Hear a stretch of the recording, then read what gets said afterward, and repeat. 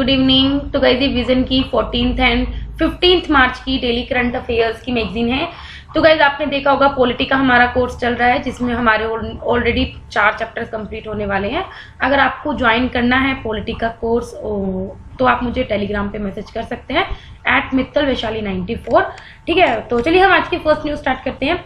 Drinking water quality testing monitoring and surveillance framework release by जल शक्ति ministry. ठीक है गाइस, ये जो माई न्यूज है एनवायरमेंट में कवर होगी। अभी के जो मिनिस्ट्री ऑफ जल शक्ति है उन्होंने ये फ्रेमवर्क है उसको क्या किया है, रिलीज किया। इसको जो रिलीज किया गया है वो जल जीवन मिशन के अंदर किया गया है, साथ में water quality management information system के साथ इसे रिलीज किया गया है।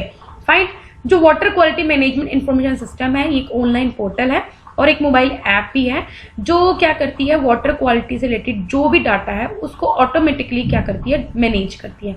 इसके अलावा जल जीवन मिशन के अंदर क्या है, सभी स्टेट्स को, सभी यूनियन टेरिटरीज को एडवाइस किया गया है कि आपको क्या करना है, अपने स्पेशली सेफ ड्रिंकिंग वाटर को प्रोवाइड करना है, स्पेशली उन एरियाज में जहां पे जो वाटर की क्वालिटी है ज्यादा अफेक्टेड है। तो आपको क्या करना है, you have to prioritise the provision of safe drinking water to quality affected areas. Fine, देखो ये कुछ हैवी मेटल्स होते हैं हमारे वाटर में जो आपके डिफरेंट पार्ट्स को इफेक्ट कर सकते हैं। तो देखो गाइस ये different type of heavy metal है, जैसे बोरोन आपके नर्वस सिस्टम को इफेक्ट कर सकता है, मरकरी आपके ब्रेन एंड नर्वस सिस्टम दोनों को इफेक्ट कर सकता है, क्लोराइड साथ में सोडियम ये आपका ब्लड प्रेशर इंक्रीज कर सकता है, जो लेड होते हैं वो आपका जो फिजिकल और जो मेंटल ग्रोथ है बच्चों का वो आपको रोक सकता है, एनीमिया हो सकता है, इवन की किडनी भी डैमेज कर सकता है।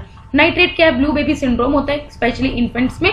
ठीक है, और इसके बाद जो पेस्टिसाइड होता है उसकी वजह से आपको कैंसर हो सकते हैं, नर्वस सिस्टम भी डैमेज हो सकता है, इवन जो आपका रिप्रोडक्टिव सिस्टम है वो भी डैमेज हो सकता है।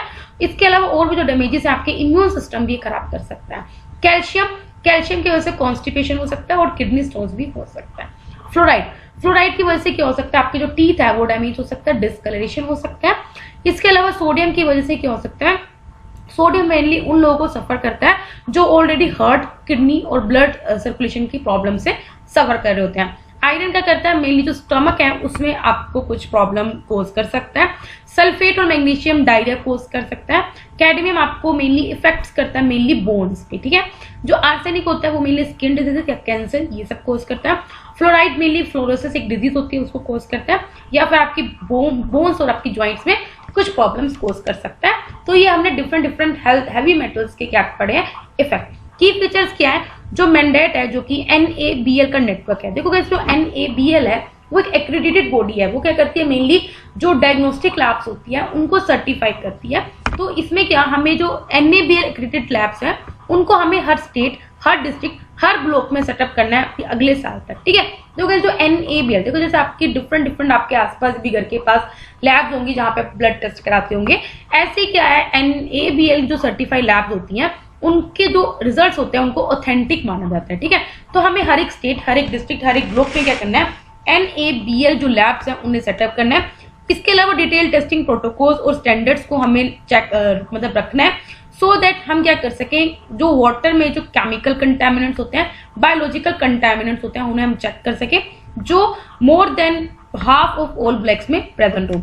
इसके अलावा हम क्या करेंगे, एक वुमेन की टीम को अलॉट करेंगे विलेज वाटर और सैनिटेशन कमिटीज में, जो उनको मतलब फील्ड टेस्टिंग किट्स मतलब की, so that teams of women in the village water and sanitation committees will be given field testing kit से क्या होगा, हम वाटर की क्वालिटी को चेक कर सकते हैं। Fine, water quality monitoring define किया गया है by International Organization for Standardization की ये प्रोग्राम प्रोसेस है जिसमें हम क्या करते हैं, वाटर की कैरेक्टरिस्टिक को क्या करते हैं, सैंपल करते हैं, मेजरमेंट करते हैं और उनको रिकॉर्ड करते हैं वाटर की डिफरेंट कैरेक्टरिस्टिक। साथ में हमारा जो एम है साथ है हम जो वाटर मतलब कि सेफ ड्रिंकिंग वाटर हम पहुंचा सके। फाइन, जो डाटाबेस है वो कुछ क्लूज आपको प्रोवाइड करेगा कि किस तरह से अगर कहीं पे वाटर की जो लाइक खराब है, लाइक वाटर की क्वालिटी खराब है, तो उससे हमें ये पता चल सकता है कि इस पर्टिकुलर एरिया में कौन सी डिजीज आ सकती है।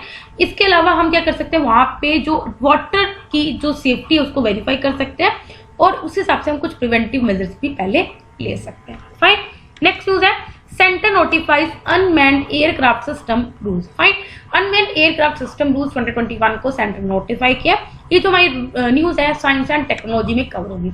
अभी क्या है, न्यू रूल्स ने कुछ एक रेगुलेटरी फ्रेमवर्क सेट किया है जिसका एम है कि ताकि देखो हमने कल भी सैटरडे को भी हमने न्यूज पढ़ी थी कि किस तरह हम ड्रोन्स के यूज को एनकरेज कर सके for various commercial and security purpose, और जो यूजर्स हैं जो ड्रोन को यूज करेंगे उनके लिए कुछ क्या डूज हैं क्या डोंट्स हैं, उनके फ्रेमवर्क को हम लेके आ सके।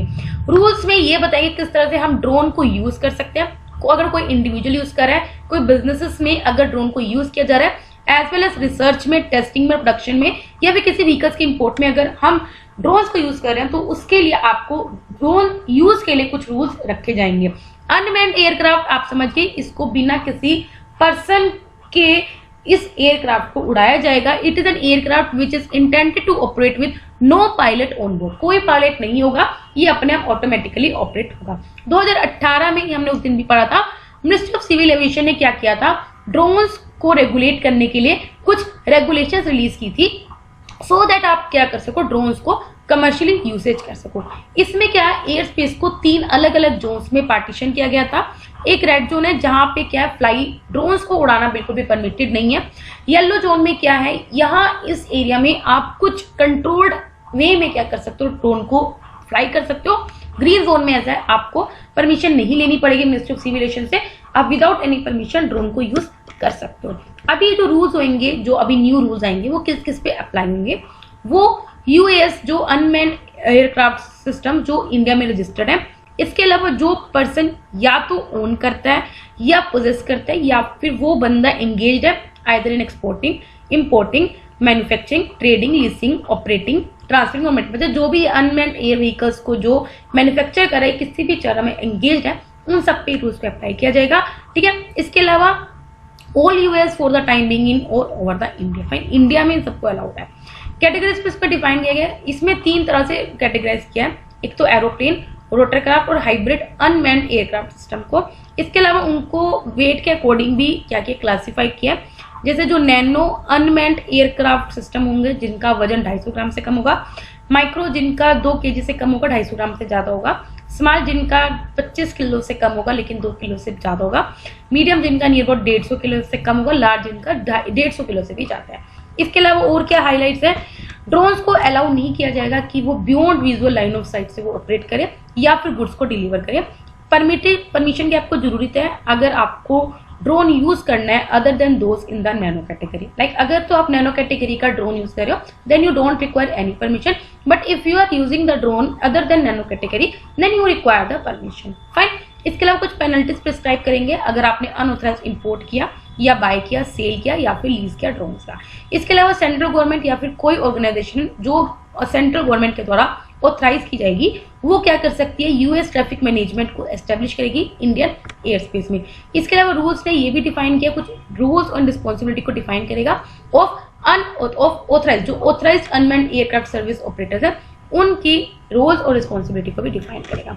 सिग्निफिकेंस क्या है, ऑफकोर्स इससे हम ज्यादा से ज्यादा ड्रोन की यूसेज को एनकरेज कर सकते हैं either in commercial, safety, law and order purpose, disaster management या सर्विलेंस ऑपरेशन में, सो दैट जो मैन पावर की रिक्वायरमेंट है या कॉस्ट है उसको रिड्यूस कर सके। इसके अलावा पेंडेमिक ने आपको पता है किस तरह से टेक्नोलॉजी का क्या रोल है उसको हाईलाइट किया है और किस तरह से हम ह्यूमन के इंटरफेस और कॉस्ट को हम अपना रिड्यूस कर सकते हैं, फाइन। नेक्स्ट न्यूज पे पढ़ते हैं हम अपना bill for amending electricity act send for consultation. ये जो न्यूज है हमारी इकोनॉमिक्स में कवर होगी। अभी क्या है, इलेक्ट्रिसिटी एक्ट को अमेंड करने की बात हो रही है, तो इस एक्ट को अमेंड किया जाए या ना किया जाए इसको हमने कंसल्ट करने के लिए आगे भेजा है। ये जो इलेक्ट्रिसिटी अमेंडमेंट बिल 2021 है, अगर हम इसको अमेंड करेंगे तो कौन से एक्ट को हम अमेंड करेंगे, जो 2003 में आया है। और अभी इस बिल के जो प्रोविजंस है, इसकी जो रिपोर्ट्स है वो कहाँ भेजी गई हैं, इंटर मिनिस्टर कंसल्टेशन के पास भेजी गई है।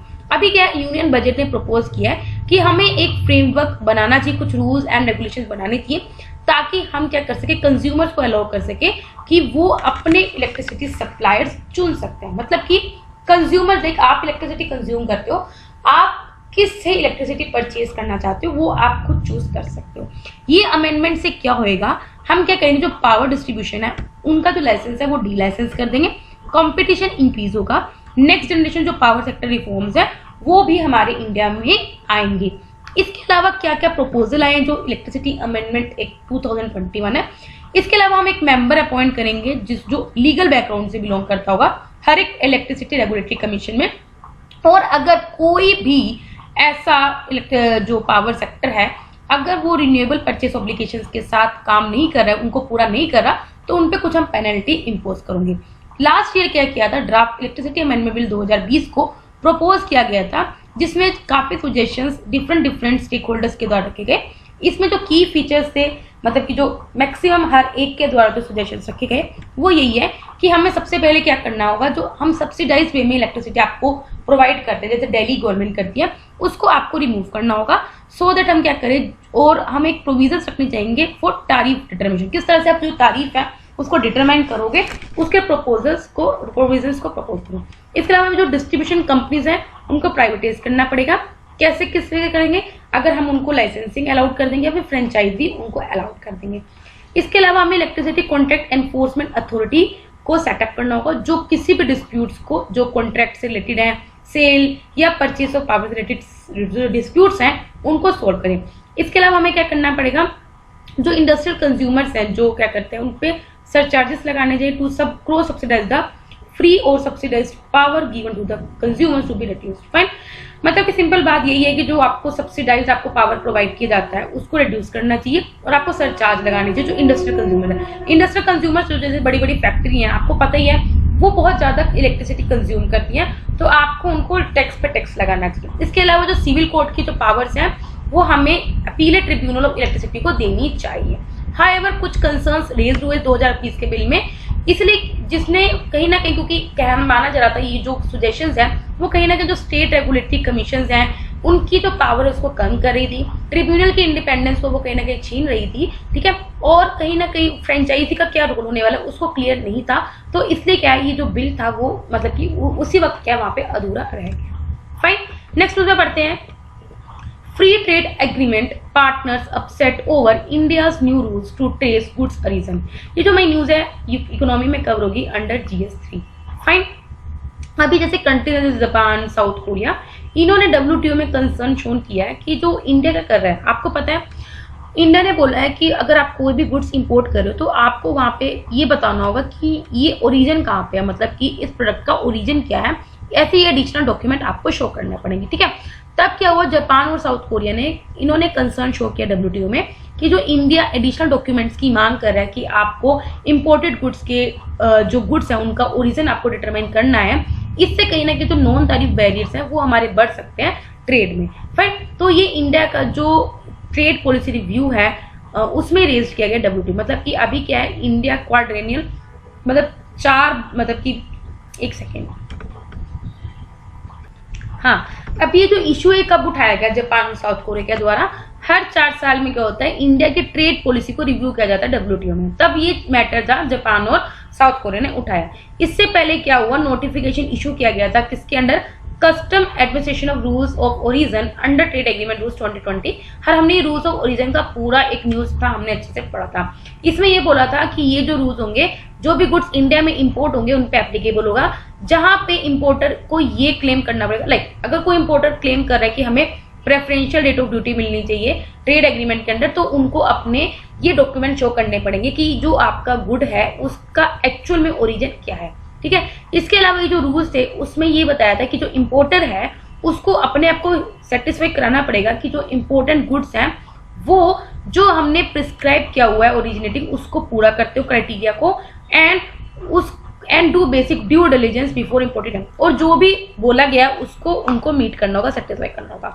इसके अलावा इंपोर्टर को कुछ और रेलेवेंट इन्फॉर्मेशन सबमिट करनी पड़ेगी related to country of origin criteria including the regional value content, ठीक है। अगर कोई गुड इंपोर्ट करें तो आपको बताना होगा उस इंपोर्टर को कि इसका एक्चुअल में कंट्री ऑफ ओरिजिन क्या है, इंक्लूडिंग रीजनल, वहां पे जो वैल्यू है, लाइक जापान में अगर वो बने तो वहां पे उस कंटेंट की कितनी वैल्यू, ये सब आपको दिखाना होगा, क्योंकि ताकि ये जो एंटी डंपिंग होता है, ठीक है, लोग डंप करते हैं, इन सबको आप अवॉइड करवा सके, प्रिवेंट कर सकें। इंडिया ने रिस्पॉन्ड किया कि जो रूल्स आए थे related to import under bilateral free trade agreement, ये हमारे ट्रेड पॉलिसी रिव्यू मैकेनिज्म के अंदर कवर नहीं होते। फाइन, मतलब अभी 4 साल बाद ट्रेड पॉलिसी रिव्यू हुई, तब ये मैटर जापान और साउथ कोरिया ने उठाया, लेकिन इंडिया ने बोल दिया। पहली बात तो हम आपको बता दें, ये जो हम रूल्स लेके आए हैं ये हमारे बायलैटरल फ्री ट्रेड एग्रीमेंट के अंडर है और ये ट्रेड पॉलिसी रिव्यू मैकेनिज्म में कवर नहीं होते। जो ट्रेड पॉलिसी रिव्यू मैकेनिज्म है ये कंडक्ट होता है under trade policy review mechanism of WTO, ताकि हम क्या कर सके ट्रेड को इम्प्रूव करा सके। और अगर कोई भी आपको मतलब कि हम जो मतलब कि उनके जो मेंबर है WTO के मेंबर्स को, वो सभी उन रूल्स को फॉलो करें, डिसिप्लिन को फॉलो करें, कमिटमेंट्स को अडर करें, मतलब फॉलो करते रहे, made under different agreement. Fine, अब आप देख सकते हो क्या ये जो हम लिस्ट लिख लेते हैं, इंडिया के ट्रेड एग्रीमेंट डिफरेंट क्या है। बायलैटरल एग्रीमेंट हमारे साथ किसके, इंडिया और श्रीलंका का 2000 में हुआ था फ्री ट्रेड एग्रीमेंट। इंडिया और जापान का जो एग्रीमेंट हो रखा है वो 2011 में हो रखा है। इंडिया कोरियन का हो रखा है 2010 में। इंडिया मलेशिया का 2011 में हुआ था। इंडिया नेपाल ट्रेड ट्रीटी हुई थी 1950 में। थाईलैंड के साथ हुआ हमारा 2004 में। चाइल्ड के साथ प्रेफरेंशियल ट्रेड एग्रीमेंट हुआ 2007 में। इंडिया अफगानिस्तान का 2013 में हुआ है। इंडिया और सिंगापुर का हुआ 2005 में, और इंडिया भूटान के साथ हुआ है 2016 में। इसके अलावा यूनिलेटरल जो DFTP स्कीम है, डिफरेंशियल फ्री ट्रेड कुछ ऐसा ही है, वो हमारी 34 लीस्ट डेवलपिंग कंट्री का हो रखा है। इनके नाम आप पढ़ सकते हो, Afghanistan, Bangladesh, Benin, Burkina Faso, Burundi, Cambodia, central Africa. जो लीस्ट डेवलपिंग कंट्रीज है ना, उनके Comoros, Eritrea, Ethiopia, Gambia, Guinea बसे, ठीक है। मैक्सिमम देखना अफ्रीकन कंट्रीज हैं, Haiti, Laos, Lesotho, Liberia, Madagascar, Mali, Mozambique, Malawi, Myanmar, Niger, Rwanda, Senegal, Somalia, Sudan, Timor Leste, Togo, Uganda, Tanzania, Yemen, Zambia. मैंने बताया ना मैक्सिमम ये जो कंट्रीज है वो अफ्रीकन कंट्रीज है। इसके अलावा जो हमारे रीजनल एग्रीमेंट्स है आपको पता है, इंडिया एशियान के साथ है, ठीक है। एशियान के 10 कंट्रीज है, आपको पता होनी चाहिए। एशिया पैसिफिक ट्रेड एग्रीमेंट है, ये mainly Thailand, Bangladesh, China, south Korea और श्रीलंका में हो रखा है। Agreement of south Asian free trade agreement, ये साफ था, 2006 में आया था। ये हमारा बांग्लादेश, भूटान, मालदीव्स, नेपाल, पाकिस्तान, श्रीलंका, अफगानिस्तान के बीच में। इंडिया और मर्कोसुर, इसमें Argentina, Brazil, Parag, Uruguay. Global system of trade preferences हमारी 47 डेवलपिंग कंट्रीज का हो रखा है, ठीक है। अब हम पढ़ते हैं नेक्स्ट न्यूज पे। Draft e-commerce policy to be release by Department for Promotion of Industry and Internal Trade. Again guys ये जो न्यूज है हमारी इकोनॉमी में कवर होगी। अभी के जो ई-कॉमर्स पॉलिसीज के रूल्स हैं वो कौन रिलीज करने वाला, DPIIT। देखो अब क्या है, एज रिपोर्टेड हमें क्या चाहिए, कुछ मल्टीपल एक्ट्स चाहिए ताकि हम कुछ अच्छे लॉज बना सकें, होलिस्टिक मतलब कुछ फ्रेंडली लॉज बना सकें एज प्रेजेंटली, क्योंकि जो ई-कॉमर्स है वो वेरियस मिनिस्ट्रीज के द्वारा रेगुलेट किया जा रहा है, ठीक है। मतलब कि जो ई-कॉमर्स है वो डिफरेंट उसके रेगुलेशंस है, वो डिफरेंट मिनिस्ट्री उससे क्या करती हैं, उसे गवर्न करती हैं। ई-कॉमर्स आपको पता है कि डिजिटल प्रोडक्ट्स आप मतलब कि डिजिटली इलेक्ट्रॉनिक नेटवर्क के थ्रू आप क्या कर रहे हो, गुड्स को बाय कर रहे हो, सेल कर रहे हो, मार्केटिंग कर रहे हो, डिस्ट्रीब्यूशन कर रहे हो, इंक्लूडिंग कुछ डिजिटल प्रोडक्ट या सर्विसेज थ्रू इलेक्ट्रॉनिक नेटवर्क। सबसे पहले जो ई-कॉमर्स पॉलिसी जो ड्राफ्ट आया था वो फरवरी 2019 में आया था। हमें ई-कॉमर्स के लिए पॉलिसी की जरूरत क्यों है, क्योंकि इंडिया में जो ई-कॉमर्स है वो बहुत तेजी से ग्रो कर रहा है। इंडिया का जो ई-कॉमर्स मार्केट है वो ऐसा माना जा रहा है 2026 तक $200 बिलियन की पहुंच जाएगी। 2017 में ये ओनली $38.5 बिलियन की थी। इसके अलावा ताकि हम क्या कर सके, कंज्यूमर को प्रोटेक्ट कर सके from any issue of fraud, ठीक है। जो ऑनलाइन सेल होते हैं आपके कुछ प्रोडक्ट्स, तो उनके फ्रॉड से हम आपको बचा सके और कंज्यूमर्स के इंटरेस्ट को प्रोटेक्ट कर सके। इसके अलावा डाटा ओनरशिप में क्या है, इट रिलेटेड टू किस तरह से हम इंडिविजुअल को कंट्रोल कर सके ओवर हिज ओन डाटा, मतलब कि आपका अपना डाटा है, लाइक आप अपना एड्रेस रखते हो, मेल ID डालते हो, हर एक चीज आप डालते हो, किस तरह से हम आपका डाटा सिर्फ इंडिविजुअल ही गवर्न कर सके और जो गवर्नमेंट है वो आप जो अपना डाटा, सिटीजन के डाटा को असेस कर सके, कंट्रोल कर सके, ठीक है। So due to this reason we need e-commerce policy. Now इस ड्राफ्ट पॉलिसी के क्या हाईलाइट्स है, सो दैट सबसे पहले कि हमें हर एक मोड्स ऑफ ऑल ई-कॉमर्स को कवर करेगा, मतलब कि जैसे इन्वेंट्री मॉडल हो चाहे मार्केट प्लेस हो। इन्वेंट्री में आपको पता है कि उसकी क्या होती है, खुद की इन्वेंट्री होती है। मार्केट प्लेस मॉडल में क्या होता है, लाइक वो बस सेल परचेज करवाता है और अपनी बस एक कमीशन पाता है, ठीक है। और कुछ हाइब्रिड मॉडल्स होते हैं, ये सब इसमें कवर होंगे, ठीक है। So it will cover all modes of e-commerce, whether inventory, market place, hybrid model, और ये हर एक इक्वली एप्लीकेबल है, चाहे वो फॉरेन के एंटिटीज है चाहे वो इंडिया की इन्वेस्टमेंट है, इन सब पे एप्लीकेबल होगा। इसके अलावा जो ई-कॉमर्स ऑपरेटर है उन्हें क्या करना होगा, हर एक सेलर को इक्वली ट्रीट करना होगा और कोई एल्गोरिथम क्रिएट नहीं होगा ताकि हम कुछ वेंडर को सिलेक्ट कर सके। लाइक आप देखना कभी कभी मतलब कि इनमें रूल्स होता है कि आप एक वेंडर का प्रोडक्ट 25% से ज्यादा नहीं रख सकते, सो दैट हम क्या कर सके, हर एक सेलर्स को इक्वली ट्रीट कर सके और ये नहीं कि आप पर्टिकुलर एक वेंडर को ज्यादा प्रायोरिटी दो, ऐसा नहीं करना आपको, ठीक है।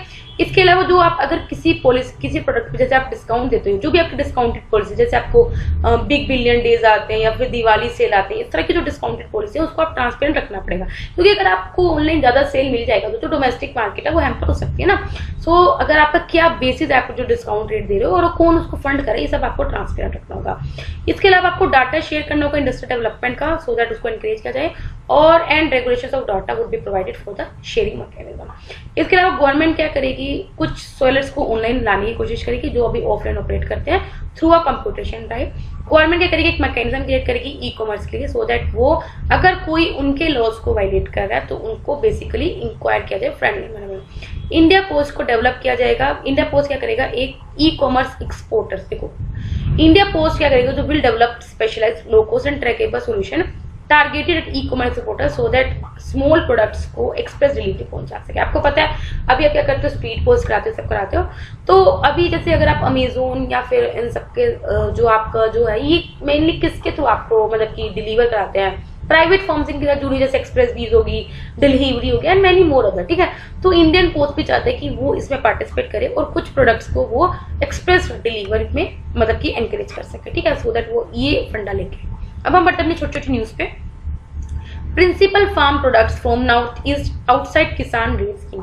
अभी जो मिनिस्ट्री ऑफ फूड प्रोसेसिंग और इंडस्ट्रीज हैं उन्होंने डिक्लाइन किया, जो उन्होंने मतलब कि मना कर दिया कि जो इंडियन रेलवेज का प्रपोजल की कुछ मेजर आइटम्स हैं जैसे leaves, tea leaves, bamboo, rubber etcetera जो नॉर्थ ईस्ट के हैं, उनको ऑपरेशन ग्रीन टीओपी जो है उसको टोटल स्कीम में उसको लिखा जाए। देखो गाइस, आपको पता है ऑपरेशन ग्रीन के अंदर मेनली ये होता है, टीओपी मतलब टोमेटो, अनियन, पोटैटो, कि इसकी जो सेल है या जो प्रोडक्शन है वो पूरी साल चलती रहे और प्राइस में ज्यादा वेरिएशन ना है। लाइक आपको पता है कभी कभी प्याज के रेट बहुत ज्यादा बढ़ जाते हैं, कभी कभी टमाटर के रेट बहुत बढ़ जाते हैं, ठीक है।